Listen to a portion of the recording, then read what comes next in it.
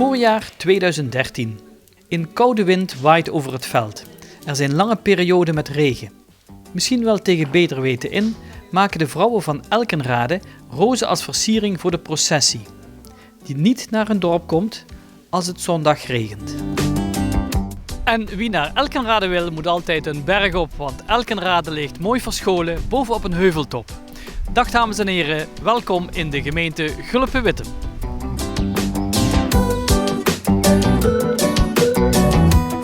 Elkenrade ligt samen met de naburige buurtschappen IJzerheide en Mingersberg op een heuvelrug.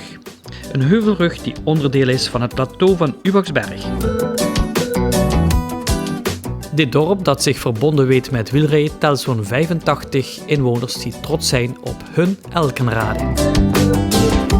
Ja, Elkenrade hier, de plek waar natuursteen, kunradersteen, maaskeien, hout, eikenhout, constructies, vakwerkconstructies, sfeerbepalend zijn. Dat is niet alleen hier, maar ook op verschillende plaatsen in dit fantastische gehucht. Rustig gelegen, vroeger een nederzetting en het is het eigenlijk nog wel een beetje. Dus de rust, de kalmte, die zitten heel kort bij waar mijn inspiratiebron ligt. En zodat ik hier ook fantastisch werk kan maken.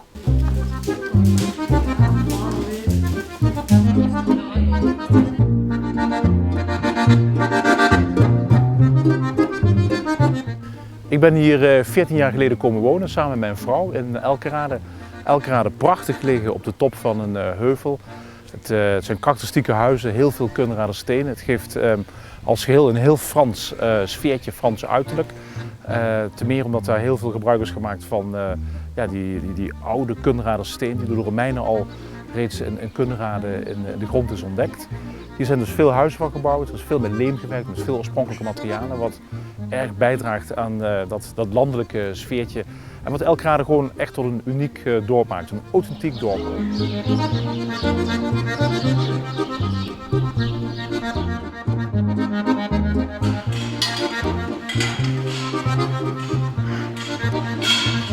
We proberen hier alle dagen ervoor te zorgen dat die koeien hier gezond melk geven. En dat is Elkenrade, want veerboeren voorzien en maken het landschap.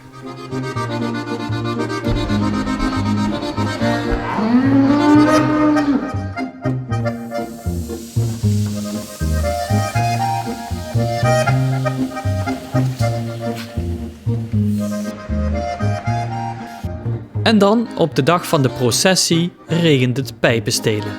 En is het wachten op het telefoontje van het kerkbestuur. Ja, hallo? Toch niet durf te laten gaan.